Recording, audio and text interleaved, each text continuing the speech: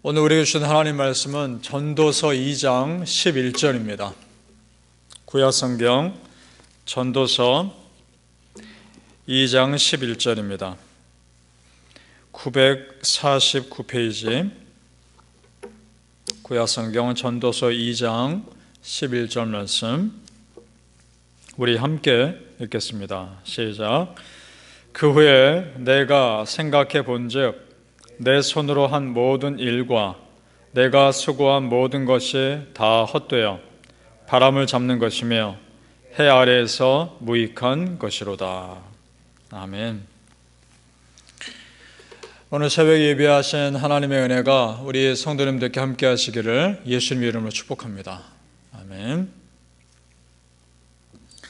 세상의 모든 부귀영화를 다 누린 사람 솔로몬 왕이 세상 것을 헛되다라고 말했을 때는 중요한 전제가 있습니다. 그것은 뭐냐? 하나님 없는 세상 것이 헛되다는 것입니다. 하나님 없는 세상 것이 헛된 것이지 세상 자체가 헛되다는 것은 아닙니다. 이 세상도 하나님 만드신 겁니다. 하나님이 이 천지를 선하게 만드셨습니다. 처음에 만드셨을 때 만드시고 나서 보시기에 좋았더라라고 말씀하셨고, 사람을 만드신 다음에는 보시기에 심히 좋았더라 이렇게 말씀하셨습니다. 애초에 이 세상은 좋은 것이었습니다. 그리고 하나님께서 우리 사람을 이 땅에 만드셨을 때는 좋은 것을 누리며 살 수 있게 만드셨습니다. 그런데 사단이 이 땅에 들어와 우리의 작은 빈틈을 교묘하게 이용합니다. 그 빈틈이 무엇인가? 하나님처럼 되려는 욕심이었습니다. 아담과 하와 안에 있던 하나님처럼 되려는 욕심을 교묘하게 유혹해서 하나님과 사람과의 약속을 어기게 합니다. 그것이 뭡니까? 먹지 말라 하신 선악과를 먹게끔 유혹한 것입니다. 그런데 이것은 단순히 선악과 열매 하나 먹은 것이 아닙니다. 무엇이 가장 큰 문제였느냐? 하나님처럼 되려는 욕심의 결과라는 것이 문제인 겁니다. 그것이 본질이었습니다. 이것이 죄의 뿌리이고 원죄라고도 부릅니다. 그러니까 우리 안에 하나님처럼 되는 욕심이 계속 자리에 잡고 있는 겁니다. 내 마음의 자리에 하나님이 앉으시는 것이 아니라 하나님께 내어주지 않고 결정적인 순간에는 항상 내가 내 마음의 주인의 자리에 앉아 있는 겁니다. 이것이 원죄입니다. 그래서 오늘 말씀 2장에 보면 초반부에 그 솔로몬 왕이 자기의 죄를 돌아보며 고백할 때 나라고 하는 말이 반복됩니다. 자, 우리 4절을 보시죠. 4절 말씀 제가 읽겠습니다.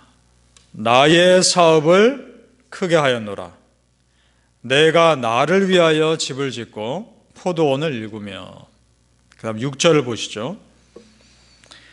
나를 위하여 수목을 기르는 삼림에 물을 주기 위하여 못들을 팠으며 라고 되어 있습니다. 자, 그동안 이것이 단순히 나 잘되기 위한 삶만이 문제가 아니라 하나님께 영광 돌리는 삶이 아니라 나 자신을 위한 삶 자체가 목적이었다는 것이 문제인 겁니다. 우리 성도님들, 나를 위해 사는 것이 문제라는 것이 아닙니다. 오해하시면 안 됩니다. 나를 위해서, 내 가족을 위해서 열심히 살아야 합니다. 그런데 그거 자체가 목적인 삶이라는 것이 문제인 겁니다. 그럼 어떻게 되느냐? 세상 사람들과 전혀 구별되지 않고 세상 욕심을 쫓는데 내 삶이 온전히 쏟아져 버리는 것, 그거 문제라는 겁니다. 우리 성도님들, 하나님께서 나를 왜 이 땅에 보내셨을까요? 무엇인가 거룩한 목적이 있지 않겠습니까? 그 거룩한 목적, 하나님이 나를 이 땅에 보내신 거룩한 목적을 찾으실 수 있기를 바랍니다. 그것을 위해 사시길 바랍니다. 아멘. 10절에 솔로몬이 누렸던 나만을 위한 삶의 근본적인 문제가 나옵니다. 10절을 같이 읽어보겠습니다. 전도서 2장 10절 말씀 시작.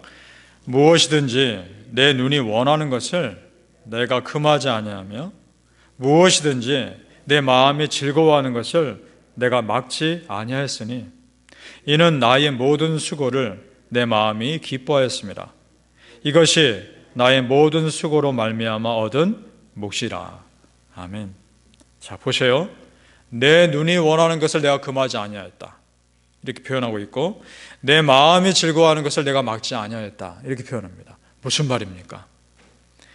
내가 기쁜 대로 절제함 없이 살았다라는 겁니다. 하나님을 위해 기뻐하는 삶이 아니라 내가 기뻐하는 삶이라면 나는 절제 없이 살았다는 겁니다. 그것을 지금 돌아보며 깨우치고 있습니다. 그러나 성도님들, 예수 믿고 구원받은 우리의 삶은 이제는 내 것 아닙니다. 누구 것입니까?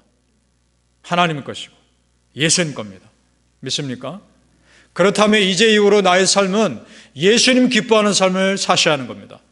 믿습니까? 아멘.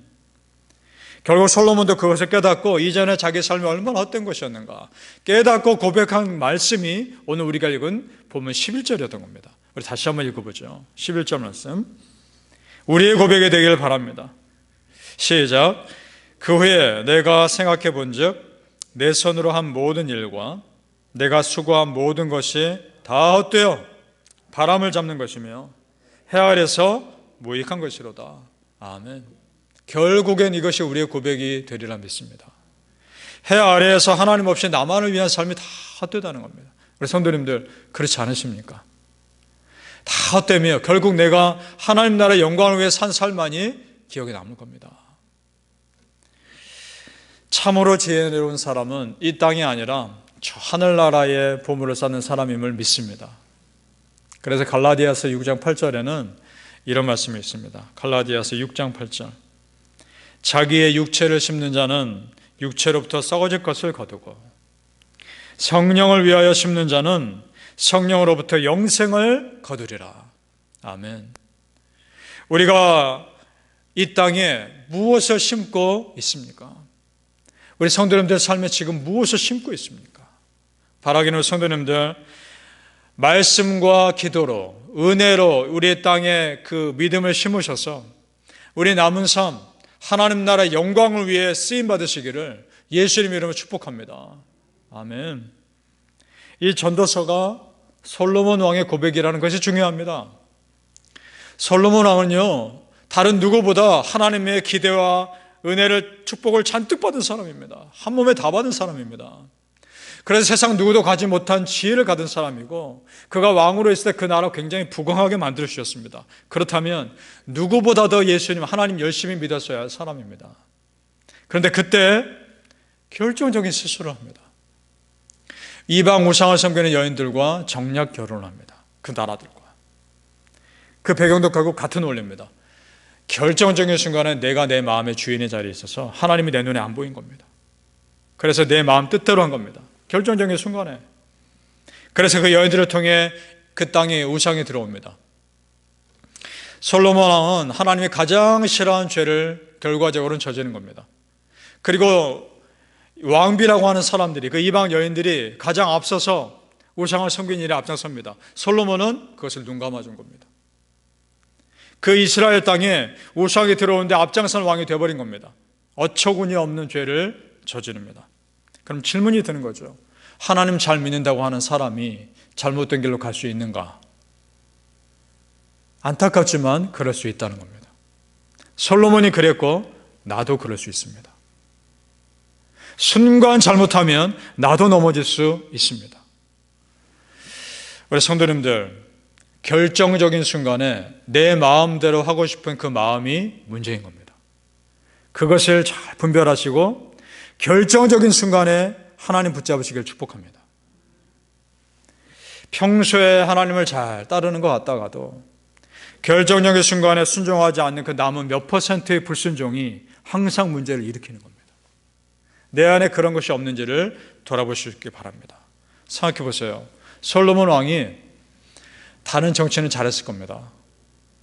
그런데 그 여인들, 자기 아내들이 우상을 숭배하는 것은 눈 감아준 겁니다. 에덴 동산에서 아담과 하와가 다른 삶을 열심히 잘 살았겠죠. 딱 하나 선악과 먹은 거, 그거 문제 아닙니까? 그런데 돌아보면 그들을 보이기에 작은 것처럼 보이는 그것이 실제로는 그 본질은 굉장히 큰 죄라는 겁니다. 여러분, 이겁니다. 내가 이것쯤이야 하는 그 무엇, 내가 이것만큼은 내 뜻대로 하고 싶은 그 무엇, 그것이 문제를 일으킬 수 있는 겁니다. 그 뒤에 본질적인 더 큰 죄가 도사리고 있기 때문에 그렇습니다. 깨어 있으시기를 축복합니다. 아멘. 그 작은 영적 빈틈을 그때그때 회개하지 않고 돌이키지 않으면 시간이 지날수록 하나님과 나 사이는 점점 더 멀어질 겁니다. 솔로몬 왕이 그랬습니다. 그래서 그의 삶에 결국은 깨닫고 회개하며 돌이키며 이런 고백을 합니다. 24절에 같이 읽겠습니다. 24절 말씀 시작. 사람이 먹고 마시며 수고하는 것보다 그의 마음을 더 기쁘게 하는 것은 없나니 내가 이것도 본즉 하나님의 손에서 나오는 것이로다. 아멘.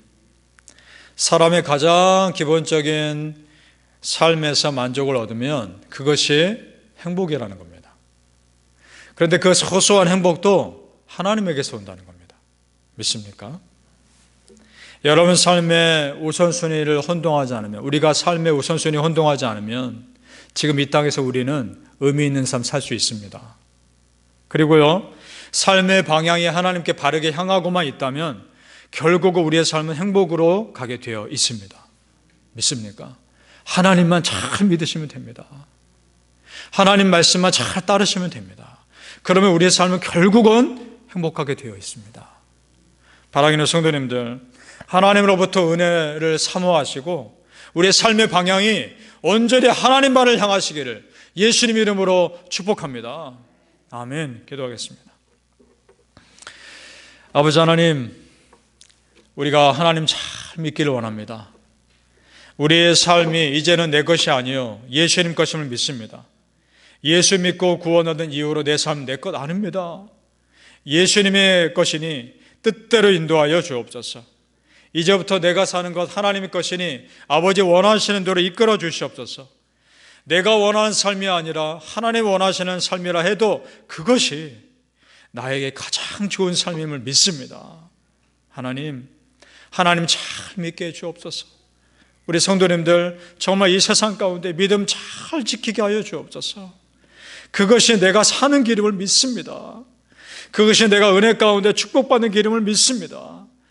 그 너무나 단순하지만 그것이야말로 분명한 진리임을 믿고 예수님 잘 믿고 마지막 순간 하나님 앞에 섰을 때 잘했다, 착하고 충성된 종아, 그런 말씀 듣게 하여 주시옵소서. 감사하며 예수님 이름으로 기도합나이다. 아멘.